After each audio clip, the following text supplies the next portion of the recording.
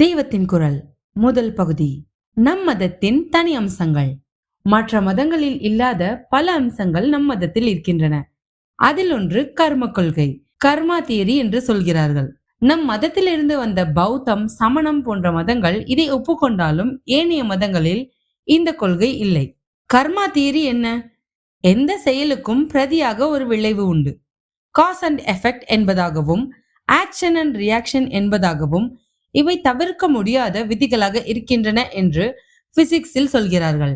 பௌதிகத்தில் சொல்வதையே மனுஷ வாழ்க்கைக்கும் பொருத்தி கர்ம கொள்கையை நம் ஆன்றோர்கள் கூறுகிறார்கள். பிரபஞ்சத்தில் ஜடமான பூதங்கள் போலவே சைத்தன்யம் என்ற அறிவுள்ள ஜீவன்களும் அடக்கம். இவை ஒன்று சேர்ந்துதான் லோக வாழ்வு. எனவே ஒன்றுக்கு இருக்கிற நியதி, தர்மம் இன்னொன்றுக்கும் இருக்கத்தான் வேண்டும். மனிதனின் ஒவ்வொரு கர்மாவுக்கும் விளைவாக ஒரு பலன் உண்டாகித்தான் தீர வேண்டும் என்பதே கர்மா தியரி. பாப கர்மம் செய்தால் அதற்கான தண்டனையை மனுஷன் அனுபவிக்க வேண்டும். புண்ணிய கர்மம் செய்தால் அதற்கான நற்பலன் இவனை வந்தடையும் என்கிறது நம் மதம். இம்மாதிரி பாப புண்ணிய கர்மங்களை மனிதன் அனுபவிக்க வேண்டும் என்பதனாலேயே அவனுக்கு பல பிறவிகள் உண்டாகின்றன என்கிறது நம் மதம். நல்லது செய்ய வேண்டும், கெட்டது செய்யக்கூடாது என்பதை சகல மதங்களும் சொன்னாலும் அவை நம் மதம் மாதிரி இத்தனை அழுத்தம் கொடுத்து காரணம் விளைவு, காஸ் அண்ட் எஃபெக்ட் தொடர்பை சொல்லவில்லை. ரீஇன்கார்னேஷன் தியரி, மறுபிறப்பிக் கொள்கையை மற்ற மதங்கள் பாரத தேசத்தில் தோன்றாத மற்ற மதங்களில் எதுவுமே சொல்லவில்லை. அது மட்டுமில்லை, இதற்கு மாறாக பல தினுசான கருத்துக்களை சொல்கின்றன. ஆனபடியால் அந்த மதஸ்தர்கள் மனிதனுக்கு கர்மா தீருகிற வரை பல ஜென்மங்கள் உண்டு என்ற நம் கொள்கையை பலமாக ஆட்சேபிப்பார்கள். பொதுவாக அந்நிய மதஸ்தர் கருத்து என்னவென்றால், இந்த ஒரே ஜென்மாவோடு மனுஷனுக்கு பிறவி தீர்ந்து விடுகிறது. இந்த ஜென்மா முடிந்த பின் அவன் உயிர் என்றைக்கோ ஒரு நாள் சுவாமி கூறுகிற தீர்ப்பை கேட்பதற்காக ஓரிடத்தில் போயிருக்கும். அந்த நாளில் ஜட்ஜ்மெண்ட் டே, சுவாமி இவன் இந்த பிறவியில் செய்த பாப புண்ணியங்களை கணக்கு பார்த்து இவனை நித்திய ஸ்வர்க்கவாசத்துக்கோ அல்லது நிரந்தர நரகவாசத்துக்கோ, எட்டர்னல் டேம்னேஷன், அனுப்பிவிடுவார் என்பதே ஆகும். என்னிடம் வந்த ஒரு வெள்ளைக்காரர், இப்போதெல்லாம் என்னிடம் நிறைய வெள்ளைக்காரர்கள் வந்தபடி இருக்கிறார்களே, அவர்களில் ஒருத்தர், இவர் புஸ்தகம் எழுதி பிரசித்தி பெற்றவர் என வேடிக்கையாக சொன்னார். அவருக்கு பைபிளில் எங்கு பார்த்தாலும் கடவுள் அன்பே உருவானவர், காட் இஸ் லவ் என்று சொல்லிவிட்டு, இப்படிப்பட்டவர் ஒரு தப்பு பண்ணினவனை துளி கூட கருணை இல்லாமல் மீளவே வழியில்லாத நித்திய நரகத்திற்கு அனுப்புகிறார் என்று சொல்லுவது பொருத்தமில்லாமல் தோன்றியதாம். எனவே ஒரு பாதிரியாரிடம் சமாதானம் கேட்டாராம். அதற்கு பாதிரியார், நிரந்தர நரகம் இருப்பது வாஸ்தவம், ஆனால் நிரந்தரமாக காலியாகவே இருக்கிறது என்றாராம். ஆனால் யோசித்து பார்த்தால் இதை நாம் ஏற்றுக்கொள்வது சிரமமாக இருக்கும். சுவாமி கருணை காரணமாக பாவியை கூட நரகத்துக்கு அனுப்பவில்லை என்று வைத்துக் கொள்வோம்.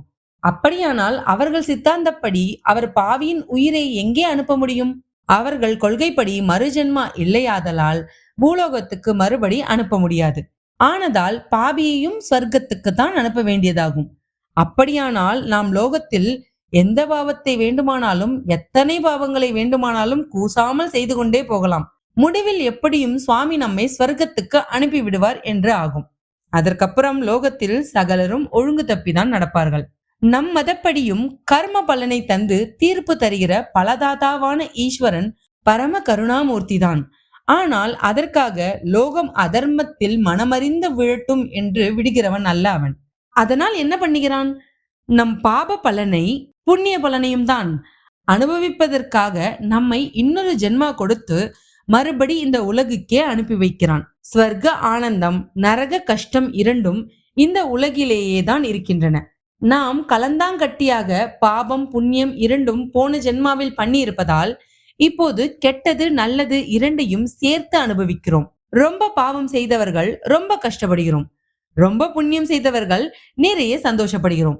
பொதுவிலே பார்த்தால் ரொம்ப கஷ்டப்படுகிறவர்கள் அல்லது சமமாக கஷ்ட சுகம் உள்ளவர்கள் தான் இருக்கிறோமே தவிர, தாங்கள் பரம சுகமாக இருப்பதாக நினைக்கிறவர்கள் ரொம்பவும் துர்லபமாகவே இருக்கிறார்கள். இதிலிருந்தே நாம் அனைவரும் பொதுவில் பாபமே அதிகம் பண்ணியிருக்கிறோம் என்பது புரிகிறது. பகவான் கருணை காரணமாக இன்னொரு ஜென்மாவிலாவது இவன் பாபத்தை கழுவிக்கொள்வானா என்று பார்ப்பதற்காக ஒரு பெரிய வாய்ப்பாக பிறவியை கொடுக்கிறார். அதிலே குரு, சாஸ்திரம், கஷேத்திரங்கள் இத்தியாதி வசதிகளை எல்லாம் கொடுத்து இவனுடைய அழுக்கை துடைக்க முன் வருகிறார். இவன் கையாலாகாதவன், ஒரு நாளும் தானாக முன்னேற மாட்டான் என்று அடியோடு உதவாக்கரையாக நினைத்து இவனுக்கு பாவியானாலும் கூட ஸ்வர்க்கத்தை கொடுத்து விடுகிறார் என்பதை விட, இப்படி இவனை கூட நம்பி இவன் தன்னைத்தானே கடைத்தேற்றுக் கொள்வான் என்று நம்பிக்கை வைத்து புனர்ஜென்மா தந்து இதில் இவனுடைய நன்முயற்சிகளுக்கு பல விதத்தில் கை கொடுக்க சுவாமி முன்வருவதாக சொல்வதுதான் நன்றாக இருக்கிறது, பொருத்தமாக இருக்கிறது. அதுதான் பரம கருணையாகவும் இருக்கிறது. எனக்கென்ற முயற்சி என்ன இருக்கிறது, எல்லாம் உன் செயல் என்று ஜீவன் சரணாகதி செய்கிற போது சுவாமியே இவனை ஒரே தூக்காக தூக்கி விடுகிறார் என்பது வாஸ்தவம். ஆனால் இவனாக முயற்சியை விடுகிற சரணாகதியில் அனுகிரகம் செய்வது வேறு, இவனுக்கு முயற்சி செய்யவே லாயக்கில்லை என்று நினைத்து அனுகிரகம் செய்வது வேறுதான். புருஷ எத்தனம் என்று ஒன்று இருப்பதாக நினைக்கிற வரையில் அதில் ஜீவனை நம்ப விட்டு வைப்பதுதான் பரம கருணை. அதுதான் நிஜமான அனுகிரகம். நிரந்தர நரகத்துக்கு சுவாமி எவரையும் அனுப்புவதில்லை என்பது ஒரு தனிப்பட்ட பாதிரியாரின் அபிப்பிராயம்தான். அதுவேதான் கிறிஸ்தவம் முதலான ஒரே பிறவி மதங்களின் கோட்பாடு என்று சொல்லுவதற்கில்லை. ஒரே ஜென்மத்தில் ஒருத்தன் பண்ணுகிற புண்ணியத்துக்காக அல்லது பாபத்துக்காக அவனை சுவாமி ஸ்வர்க்கம் அல்லது நரகத்துக்கு நிரந்தரமாக அனுப்பிவிடுகிறார் என்பதுதான் அம்மதங்களின் பொது கருத்து. அதிலும் நாம் பொதுவாக பாபமே பண்ணுவதால் நரக தண்டனை பெறுகிறவர்கள் தான் ஜாஸ்தியாக இருப்பார்கள் என்பதால் தீர்ப்பு நாளைக்கே ரொம்பவும் பயங்கரமான பெயர் டூம்ஸ்டே என்றே வைத்திருக்கிறார்கள். இது பகவானின் கருணைக்கு குறைவாக தான் எனக்கு தோன்றுகிறது. நம் மதத்தில் புனர்ஜென்ம கொள்கைக்கு ஆதரவாக ஒன்றை அழுத்தமாக காட்டலாம். வெள்ளைக்காரி ஒருத்தி என்னிடம் வந்து இந்த ரீஎன்கார்னேஷன் விஷயத்திற்கு நிரூபணம் கேட்டாள். நான் அவளிடம் வாதம் ஒன்றும் செய்யவில்லை. அப்போது மடத்து முகாமில் ஒரு பண்டிதர் இருந்தார். அவருக்கு இங்கிலீஷும் வரும். அவரிடம் அவளை அங்கே உள்ள பிரசவ ஆஸ்பத்திரிக்கு அழைத்து கொண்டு போய் அங்கே பிறந்திருக்கிற குழந்தைகளை பற்றிய விவரங்களை குறிப்பெடுத்து கொண்டு வரும்படி சொன்னேன். அவளும் அப்படியே பிரசவ ஆஸ்பத்திரிக்கு அவரோடு போய்விட்டு வந்து குழந்தைகளை பற்றிய குறிப்புகளை சொன்னாள். அதன்படி ஒரு குழந்தை கொழு கொழுவென்று இருந்தது, இன்னொன்று நோஞ்சானாக இருந்தது, ஒன்று அழகாக இருந்தது, இன்னொன்று அவலட்சணமாக இருந்தது, ஒன்று உசத்தியான வார்டில் சௌகரியமாக பிறந்தது, இன்னொன்று சொல்லி முடியாத கஷ்டங்களுக்கு நடுவே ஒரு பரம ஏழைக்கு பிறந்தது.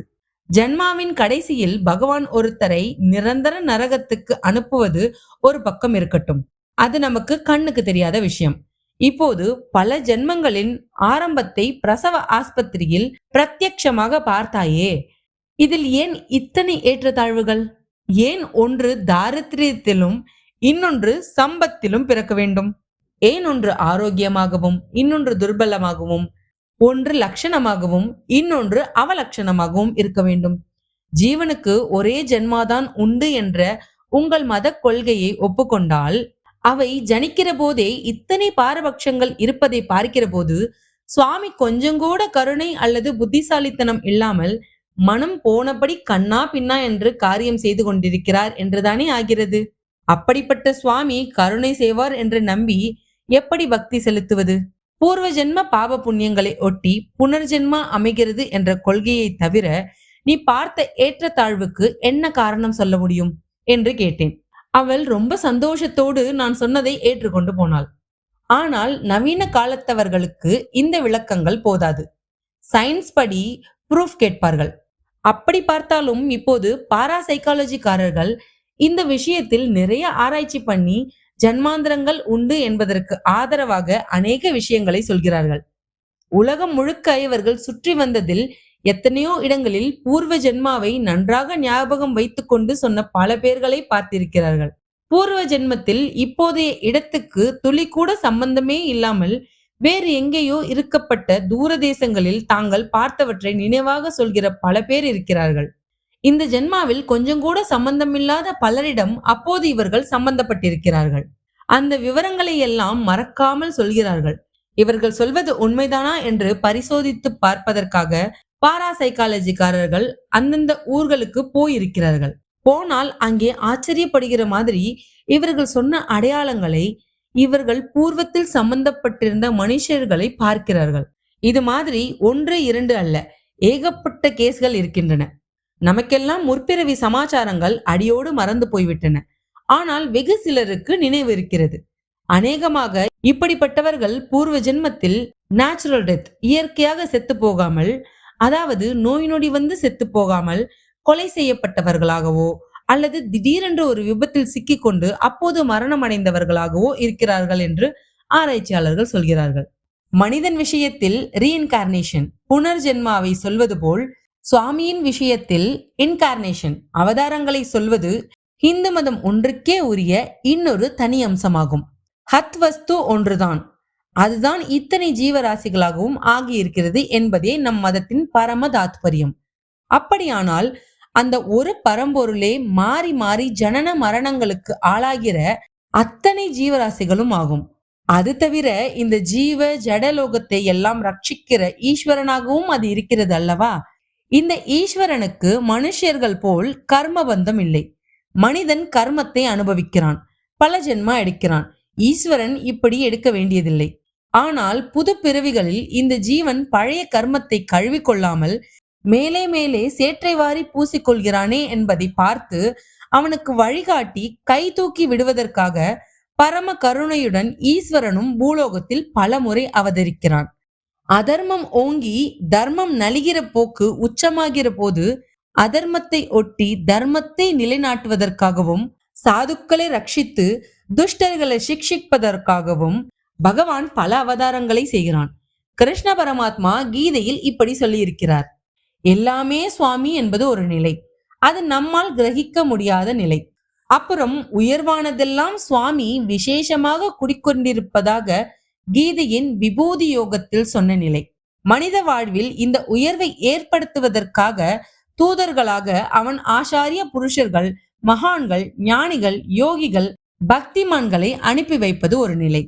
இதெல்லாம் போதவில்லை என்று தானே ஓர் அவதாரமாக இந்த லோகத்துக்கு இறங்கி வருகிறது ஒரு நிலை. அவதரணம் என்றால் இறங்கி வருவது என்றே அர்த்தம். பரத்துக்கு பரமாக, பராத் பரமாக, அப்பாலுக்கு அப்பால் என்பார்கள். அப்படி இருக்கப்பட்ட ஈஸ்வரன் இறங்கி வந்து நமக்கு நடுவில் பிறந்து தர்ம ஸ்தாபனம் பண்ணுவது அவதாரம் எனப்படுகிறது. சித்தாந்த சைவர்கள் சிவபெருமான் அவதரித்ததாக ஒப்புக்கொள்வதில்லை. ஆதிசங்கர பகவத் பாதால் ஈஸ்வரா அவதாரம், ஞான சம்பந்தர் முருகரின் அவதாரம் என்றெல்லாம் சொல்வதை அவர்கள் ஒப்புக்கொள்ள மாட்டார்கள். கர்ப்பவாசம் செய்வது, மாம்சமயமான நரதேகத்தில் இருப்பது எல்லாம் சுவாமிக்கு இழுக்கு என்பது அவர்களுடைய அபிப்பிராயம். அத்வைதிகளுக்கோ கர்ப்பவாசம் செய்த மாம்ச சரீரத்தில் இருக்கிற இத்தனை பேருமே சாரத்தில் பிரம்மம்தான். ஆகையால் ஈஸ்வராவதாரத்தில் அவர்களுக்கு நிஷிதமாக எதுவும் தெரியவில்லை. சித்தாந்த ரீதியில் வைஷ்ணவர்களுக்கும் சைவர்களுக்கும் பல ஒற்றுமை இருந்த போதிலும் பிரம்மமேதான் ஜீவனாய் இருக்கிறது என்ற அத்வைதத்தை வைஷ்ணவர்கள் அப்படியே ஒப்புக்கொள்ளாத போதிலும் வைஷ்ணவர்கள் யாவரும் அவதார கொள்கையை ஒப்புக்கொள்கிறார்கள்.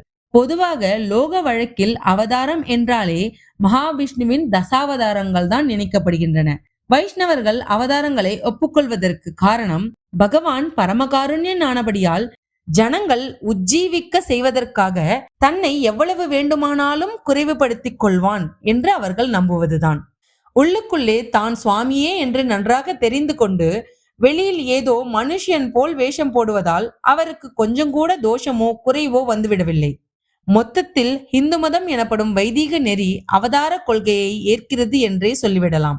ஏனென்றால் சைவர்களும் தங்களது முழுமுதற் கடவுளான சிவபெருமான் அவதரிப்பதில்லை என்று சொன்ன போதிலும் மகாவிஷ்ணு தசாவதாரம் செய்ததாக ஒப்புக்கொள்கிறார்கள்.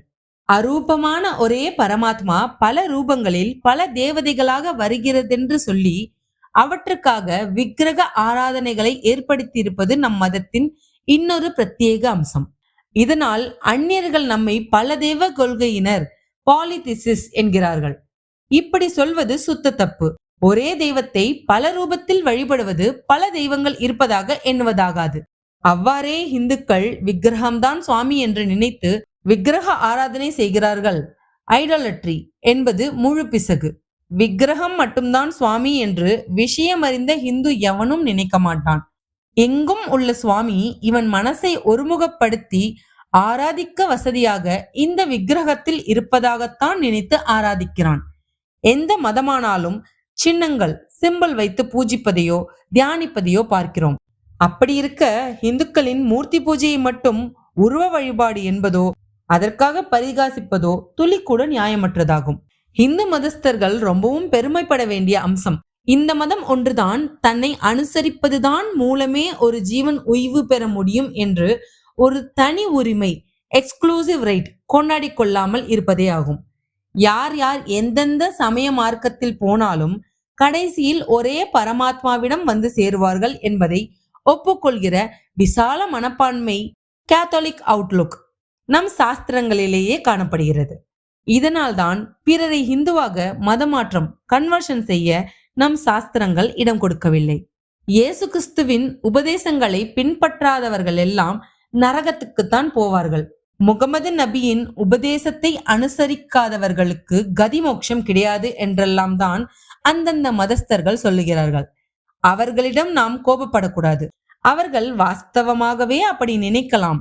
அந்தந்த மதத்தில் இருப்பதால் தங்களுக்கு கிடைத்திருக்கிற நிறைவை பார்த்து மற்றவர்களுக்கு இத்தனை நிறைவு இருக்க முடியாது என்று நினைத்து நல்லெண்ணத்தின் பேரிலேயே மற்றவர்களையும் தங்கள் வழிக்கு மாற்ற ஆசைப்படுகிறார்கள் என்றே வைத்துக் கொள்ளலாம். வெளிப்பார்வைக்கு கெடுதலாக தோன்றுகிற வழிகளை கடைபிடித்தாவது ஒரு நல்ல லட்சியத்தை சாதிக்கலாம் என்று நினைத்தே அவர்கள் பலவிதமான முறைகளை கையாண்டு மற்றவர்களை தங்கள் மதத்துக்கு இழுக்கிறார்கள் என்று வைத்துக் கொள்ளலாம். அவர்கள் படையெடுத்து சண்டை போட்டு வாள் மூலம் மத மாற்றத்தை செய்தது இப்படிதான் என்று வைத்துக் கொள்ளலாம்.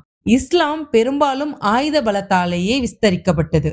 கிறிஸ்தவ மதம் பணபலத்தால் விஸ்தரிக்கப்பட்டது என்று சொல்வதும் உண்டு. கிறிஸ்தவர்களும் படையெடுப்புகள் செய்தார்கள். ஆனால் மிஷனரிகளின் பரோபகார பணியும் சேர்ந்து கொண்டது. பாலைவனமான அரேபிய தேசத்தை சேர்ந்த முஸ்லிம்களுக்கு இல்லாத பணவசதி வெள்ளைக்காரர்களுக்கு இருந்தது. மிஷனரிகள் பள்ளிக்கூடம், ஆஸ்பத்திரி என்றெல்லாம் வைத்து ஏழை எளியவர்களை அழைத்து அப்படியே அவர்கள் தங்கள் மதத்தில் தள்ளி கொண்டார்கள். பலவந்தத்தையோ அல்லது உதவியை காட்டி வசியப்படுத்துவதையோ நாம் ஏற்காமல் இருக்கலாம். ஆனால் தங்கள் மதத்தை பரப்பினால் எல்லோருக்கும் சேமம் உண்டாகும் என்று அவர்கள் நிஜமாகவே நம்பியிருப்பார்கள் என்பதை நாம் சந்தேகிக்க வேண்டாம். ஆனால் அவர்கள் நம்பிக்கை சரிதானா? கிறிஸ்துவை, நபியை பின்பற்றாவிட்டால் நரகந்தானா? கொஞ்சம் யோசித்து பார்த்தால் இந்த தனி பாத்தியதை செல்லுபடியாகாது என்று தெரிகிறது. ஏனென்றால் கிறிஸ்து வந்து 2000 வருஷங்கள் தான் ஆகிறது. நபி பிறந்து 1400 வருஷங்கள் தான் ஆகிறது. அதற்கு முன் 1000, 16,000, லட்சம் வருடங்களாக பிறந்து செத்து போனவர்கள் எல்லோரும் என்ன ஆனார்கள்? இவர்களுடைய சித்தாந்தப்படி அவர்கள் கிறிஸ்து அல்லது நபியை தங்கள் ரட்சகனாக கொள்ளாததால் சிருஷ்டி தோன்றிய நாளிலிருந்து அன்று வரை வந்தவர்கள் எல்லாம் நரகத்துக்குத்தான் போயிருக்க வேண்டும். இப்போது இந்த மதங்களில் இருக்கிறவர்களின் முன்னோர்கள், இந்த மத ஸ்தாபகர்களின் முன்னோர்கள் கூடத்தான் சொர்க்கம் போயிருக்க முடியாது. இவர்கள் இந்துக்களை போல பல ஜென்மங்கள் உண்டு என்பதையும் ஒப்புக்கொள்ளவில்லை. அப்படி ஒப்புக்கொண்டாலாவது கிறிஸ்துவுக்கும் நபிக்கும் முற்பட்டவர்கள் மறுபடி பிறக்கிற போது இந்த 2 பேருக்கு பிற்பாடும் ஜென்மா எடுத்து இவர்களை அனுசரிக்கிற வாய்ப்பு பெற்று கதிமோக்ஷம் அடைய வாய்ப்பு இருக்கிறது என்று சமாதானம் சொல்லலாம். ஆனால் இந்த மதங்களிலோ ஜீவனுக்கு ஒரே ஜென்மாதான் என்று சொல்லி இருக்கிறது. ஆதலினால் எத்தனையோ ஆயிரம், பல்லாயிரம் ஆண்டுகளாக தோன்றிய இத்தனை ஜென்மங்களும் கூண்டோடு நரகத்துக்குத்தான் நிரந்தர வாசமாக போயிருக்க வேண்டும் என்றாகிறது.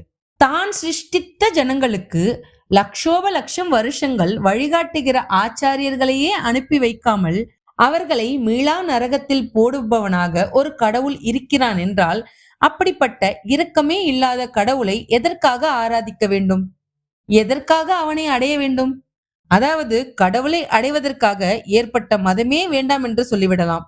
பலவிதமான தேசங்கள், அவற்றில் பலவிதமான சீதோஷ்ண ஸ்திதிகள், அதற்கேற்ற பயிர் பச்சைகள், இவை எல்லாவற்றுக்கும் அனுகுணமாக பிற்பாடு ஒரு பண்பாடு என்று லோகத்தில் இருக்கிறது. இதில் எல்லாவற்றுக்கும் இடம் கொடுப்பதான வேதம்தான் ஆதியில் எல்லாவிடத்திலும் இருந்திருக்கிறது. பிற்பாடு அங்கங்கே ஜனங்களின் ஆசை அபிலாஷைகள் மாறி மாறி அதிலிருந்தே அந்தந்த சூழலுக்கு ஏற்ற அனுஷ்டானங்களை உடைய வேறு மதங்கள் வந்திருக்கின்றன. அதனால்தான் எந்த மதத்தை பார்த்தாலும் இப்போது அனுஷ்டானத்தில் இருக்கப்பட்ட மதங்கள் இந்த மதங்களுக்கு முன்னால் அந்த தேசங்களில் இருந்த பூர்வீக மதங்கள், இவற்றில் எதை பார்த்தாலும் அதிலெல்லாம் வைதிக மதத்தின் அம்சங்கள், சின்னங்கள் இருக்கின்றன. பாரத தேசத்தில் மட்டும் அந்த ஆதி மதமே தங்கிவிட்டது. அதற்கப்புறமும் அது காலத்தால் தனக்கு பிற்பட்ட மதங்களை கௌரவ புத்தியுடனேயே பார்த்திருக்கிறது. அந்த அந்நிய ஜனங்களின் பக்குவத்தை ஒட்டியே இந்த அந்நிய மதங்கள் தோன்றியிருக்கின்றன. இவையே அவர்களுக்கு ஸ்ரேயஸை தரும் என்று கருதியிருக்கிறது. தான் வாழ்ந்து மற்றவர்களையும் வாழ விடுவது என்று சொல்கிறார்களே, அந்த உத்திஷ்டமான கருத்தே இந்து மதத்தின் லட்சியமாக இருந்திருக்கிறது. அதோடு கூட மற்ற தேசத்தினருக்கு ஆத்ம ஸ்ரேயஸ் அளிக்கக்கூடிய பௌத்தம், ஜைனம் முதலிய மதங்களையும் தானே பெற்றெடுத்து வெளிநாடுகளுக்கு அனுப்பி வைத்திருக்கிறது. இதுவரையில் தத்துவ ரீதியில் பிலாசபிக்கல், வழிபாட்டு ரீதியில் தியாலஜிக்கல் இந்து மதத்தில் இருக்கிற விசேஷ அம்சங்களில் சிலதை சொன்னேன். இவற்றோடு சமூக ரீதியில் சோசியாலஜிக்கல் நம் மதத்துக்கு என்று ஒரு பெரிய தனி அம்சம் இருக்கிறது. எந்த மதத்தை எடுத்துக்கொண்டாலும் சரி, அதில் பிலாசபி, தத்துவம், தியாலஜி, தெய்வ வழிபாடு என்று 2 வரும். அதோடு தனி மனிதர் ஒழுக்கம் பற்றியும் கொஞ்சம் வரும். சமூக ஒழுக்கம் பற்றியும் ஏதோ கொஞ்சம் வரும். அண்டை வீட்டுக்காரனை சகோதரனாக எண்ணு, விரோதியையும் நண்பனாக நினை. உன்னிடம் மற்றவர் எப்படி இருக்க வேண்டும் என்று நினைக்கிறாயோ அப்படியே நீ மற்றவரிடம் இரு.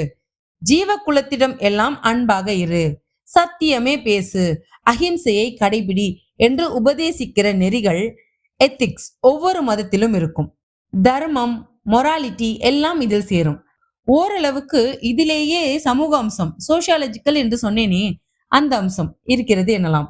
ஆனால் ஓரளவுக்கு தான். மற்ற மதங்களில் சமூக வாழ்க்கையியல் அமைப்பை பற்றிய விஸ்தாரமான பிரஸ்தாபம் கிடையாது. ஆனால் இந்து மதத்தில் மட்டும் சமூக வாழ்வுக்கான அடிப்படை சோசியாலஜிக்கல் ஃபவுண்டேஷன் ரொம்பவும் கெட்டியாக வர்ணாசிரம தர்மம் என்ற விசேஷமான அம்சம் உண்டாயிருக்கிறது. வர்ண தர்மம் என்பது ஒன்று, ஆச்சர தர்மம் என்பது இன்னொன்று. தனி மனுஷன் இன்னின்ன பிராயத்தில் இப்படி இருக்க வேண்டும் என்பது ஆசிரம தர்மம். முதலில் சின்ன வயசில் பிரம்மச்சாரியாக இருந்து குருகுலத்தில் வித்யாபியாசம் பண்ண வேண்டும். 2வது யௌவனத்தில் கல்யாணம் பண்ணிக்கொண்டு குடித்தனம் நடத்தி பிரஜாவிருத்தி செய்ய வேண்டும். 3வதாக வயசான பின் வீடு வாசலை விட்டு வனத்துக்கு போய் வாழ வேண்டும். லோக வாழ்க்கையில் ரொம்பவும் பட்டுக்கொள்ளாமல் வைதீக கர்மாக்களை மட்டும் செய்து கொண்டிருக்க வேண்டும். அப்புறம் 4வது ஆசிரமத்தில் இந்த வேத கர்மாக்களை கூட விட்டுவிட்டு லௌகீக சம்பந்தங்களை அடியோடு கத்தரித்துவிட்டு சந்நியாசியாகி பரமாத்மாவிடமே மனசை செலுத்த வேண்டும் என்று விதிப்பது ஆசிரம தர்மம். இந்த 4 ஆசிரமங்களுக்கு பிரம்மச்சாரியம், கார்ஹத்தியம், கிருஹஸ்த தர்மம், வனப்பிரஸ்தம், சந்நியாசம் என்று பெயர். இது தனி மனிதனுக்கான தர்மம். சமூகம், சொசைட்டி முழுவதற்குமான ஏற்பாடுதான் வர்ண தர்மம் என்பது. இப்போது ரொம்பவும் கிரிட்டிசிசம், கண்டனத்துக்கு ஆளாகி இருப்பது இந்த வர்ண தர்மம் தான். வர்ண தர்மத்தை ஜாதி பிரிவினை என்று பொதுவில் சொல்கிறார்கள். ஆனால் உண்மையில் வர்ணம் வேறு, ஜாதி வேறு. வர்ணங்கள் 4 தான், ஜாதிகளோ ஏகப்பட்டவை. பிராமணர் என்ற ஒரே வர்ணத்தில் ஐயர், ஐயங்கார், ராவ் என்று பல ஜாதிகள் இருக்கின்றன. 4வது வர்ணம் ஒன்றிலேயே முதலியார், பிள்ளை, ரெட்டியார், நாயக்கர் என்று பல ஜாதிகள் வருகின்றன. வேதத்திலும் யஜுர்வேதம் 3வது அஷ்டகம், 4வது பிரசன்னம், தர்மசாஸ்திரத்திலும் பல ஜாதிகள் பேசப்படுகின்றன. இந்த பெயருள்ள ஜாதிகள் இப்போது இல்லை. அதெப்படியானாலும் ஜாதிகள் பல, வர்ணங்கள் 4 தான். நம் மதத்துக்கே பெரிய களங்கம். மனுஷர்களிடையே உசத்தி தாழ்த்தி என்று பேதம் கற்பிக்கிற பொல்லாத ஏற்பாடு என்று இப்போது நினைக்கப்படுகிற வர்ண தர்மம் என்ன என்று நன்றாக பக்ஷபாதமில்லாமல் ஆராய்ந்து பார்த்தால் சமுதாய வாழ்வின் ஒழுங்குக்காகவே ஏற்பட்ட ஒப்பற்ற சாதனம் அது என்று தெளிவாகும்.